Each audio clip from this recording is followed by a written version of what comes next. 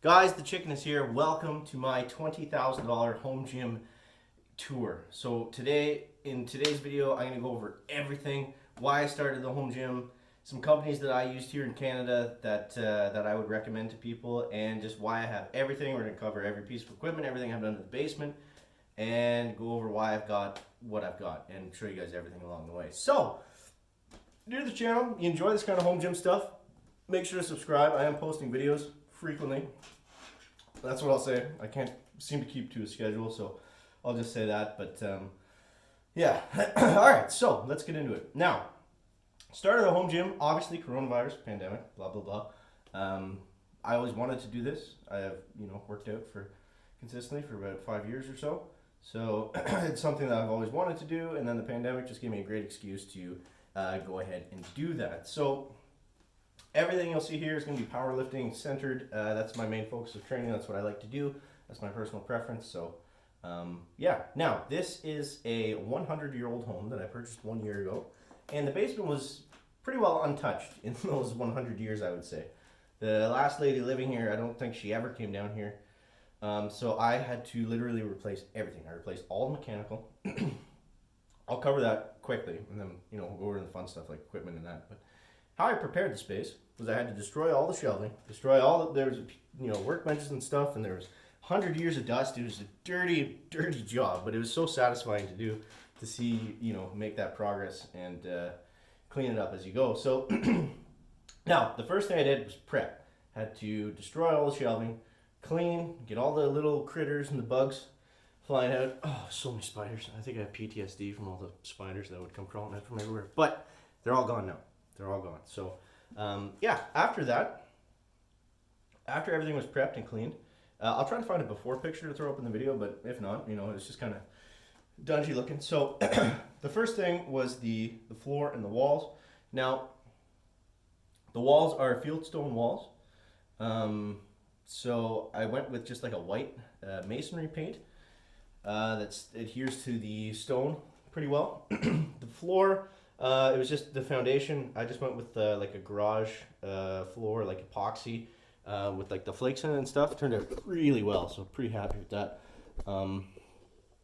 But again, it was just a ton of prep work and labor, and material supplies weren't too bad, but just took a long time. So let's go over the fun stuff, the mechanical stuff. Now, this is very important if you live in Canada, or if you live in the country especially. I replaced the sump pump, replaced the water heater, furnace, anything that had anything that had the potential of leaking and that needed to be sealed or whatever. Went ahead and replaced that because I also live in a floodplain, so getting the water out of the basement was priority number one. If it wasn't going to be a dry space, I wasn't going to be able to use it. So, yeah, that was first and foremost what had to be done. I also got a little washer dryer set up down here that you can see. It's a bit of a mess, but it works. So next we'll go over the fun stuff. So the most important thing, piece of equipment that you need to build your gym around is a squat rack. You're going to be able to do all your exercises out of it, and it's the centerpiece of your home gym. So, yeah. This is actually, I'll dive under here. This is actually a squat stand. This is the Rogue SML1 squat stand. And what I ended up doing was I got the squat stand because you'll see I don't have a lot of ceiling space. I have about 72 inches from the floor joist to the floor. Maybe a little bit more, maybe 73 or 74, but because this is 72 inches, so I probably have 75 inches straight from the floor, but I also have this platform which takes an inch, so blah, blah, blah. So what I ended up doing, I initially went with the squat stand. Wasn't too overly excited about it because it's like, man, it's really my only option. In Canada, you could look at companies like Bells of Steel. They have residential racks. Personally, I just wanted a half rack, and I'm extremely happy with the way this turned out. So what I did was I got the HR2 conversion kit for the squat stand. Now, typically what happens when you get the conversion kit is you get, I believe it's 80 inches, might be 90 inches, the upright post. And it's essentially to be able to add pull-ups to your squat stand. So what you have to do is, if you're going to go with the setup, if you have a short ceiling, make sure you order the 70-inch upright posts, and then it's going to be the same height, and it just allows you to add the plate storage, which was really important for me because I wanted mirrors behind me, so I didn't have, you know, like a dedicated wall or anything like that. Plus, it helps weigh down the rack. You see, there's still a pretty good amount of sway to it, but it's not that bad with the plate storage. So yeah, I also added this cross member here. This is just the cheapest one you could get, and that really helped with the sway, because before that it was, you know, it wasn't terrible, but I mean, it was definitely noticeable and kind of annoying. So from there, plates. Plates are the biggest thing, the most important, probably the most expensive thing right now. A lot of people, when they do these videos about like $500 gym builds, they're like, oh yeah, just get the plates from Kijiji, you know, and they never say how much they cost, because you can't get them from Kijiji for that cheap. You used to be able to, but you can't now. Let's go. Yeah, let's go over the plates. They're the Rogue machine plates. Love them. They look super clean. A little bit more expensive. I think I paid about $2,500 with shipping and tax, all in for a set of. This goes up to, if I wanted to throw everything on at once, probably $600, something like that. If I throw the 35s and the 25s on the end, but yeah, it's basically a set for $500 with, I think the total plates are $675 if you add them all up. Yeah, so that's about all we can say about the squat rack. Next, let's go over to the second most important piece, and that is going to be the bench press. Obviously, powerlifting focused, like I said. The bench is very important. Now, what I actually did here, you'll see this is not actually a bench press. This is a combo rack from Strong Arm Sport / Bells of Steel. Why I went with this is, one, sit here. One, it looks sick. Two, it gives me the ability of a second squat rack. So if I have people over or whatever, I can just simply pull out the bench, and then someone can use this to squat in, and it's also adjustable, which is cool. But I broke it down price-wise. What I was looking at in terms of a competition standalone bench, which is what I wanted. If I was going to get it from Rogue, it would be about $900 before tax and shipping. This shipped, taxes in, $1,327, I think.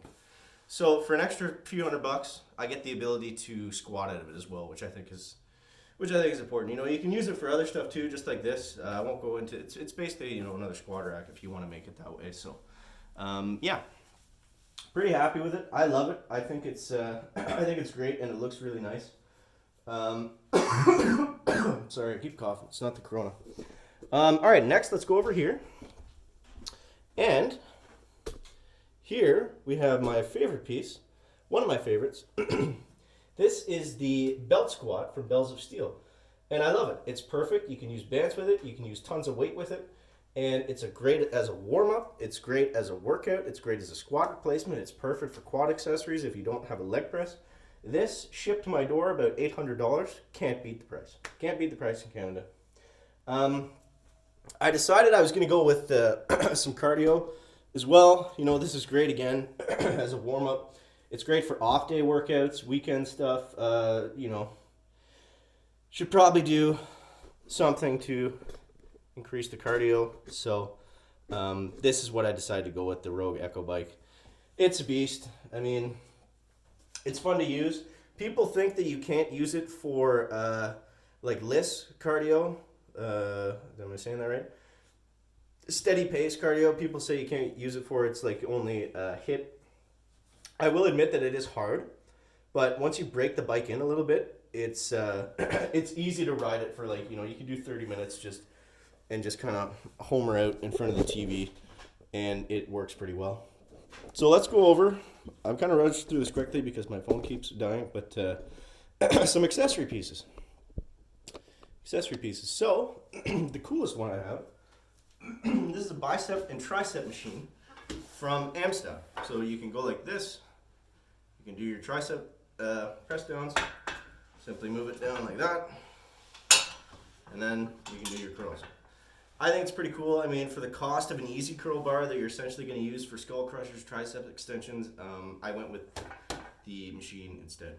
I just like it. I always love these in my actual gym, and I mean, it's great. You can just come down, you can do arms whenever you want, and it's fun. So from there, I'll show you guys this quickly. I did a whole video on this just the other day, but I did make some deadlift blocks. They turned out really nice. They're adjustable, cheap, 50 bucks. And we go over here. We have the chalk bowl from Gorilla Fitness. I would not recommend Gorilla Fitness. They're okay in Canada. The price point is kind of on par with everyone else. The customer service sucks. They sent me the bowl at first without the stand. I messaged them, never heard back. I eventually got the stand a few weeks later, but it was a process to get a hold of them. And then we'll go look at some of the accessories and some of these things. So deadlift jack, strong arm sport again. This is great if you're doing lots of sets of deadlifts with different amounts of weights. Not recommended if you're not pulling at least like 4 plates plus probably, or you're not going to get a ton of value out of it, you know. But I like it. It's nice and it takes the pressure off your back. I always hate when you're loading the deadlift plates and you know you gotta like hump it off and it just like hurts your back. It's super awkward. I got some chains from Rogue. Not much to say about them. They work as chains. Knee sleeves, wrist wraps, elbow sleeves, singlet, all from Stoic. Stoic is currently making the best gear in terms of supportive powerlifting gear. It's blows everyone else out of the water. The cost is better than slimy old Mark Bell. You know, Slingshot used to make the best stuff. They've since cheapened out because they've cheapened out in their manufacturing. Their knee sleeves are not as good anymore. And they still keep that high price point because they were the name in powerlifting for so long. They were always the go-to place. They've since kind of sold out in a sense. So Stoic, 100%. Don't even question it. Don't even look around anywhere else. These are the best. They're comfortable, supportive, and you'll get a lot more of them than any other because I've tried all the knee sleeves. I've tried all of them. I just got some collars in today. The Oso collars, they're fine. They work good. They stick. They click. They look nice, and they don't add a ton of weight. When I was looking at barbell collars, the biggest thing to me was I didn't want something that added 5 pounds to the lift. Because that's just how I do my programming. It's very specific, so it's a pain in the ass to have to do more math at any time. Okay, so some of this is just rack stuff or accessories that comes with things that I got. Yeah. Oh, I have the I have the dip attachment, the Matador Light.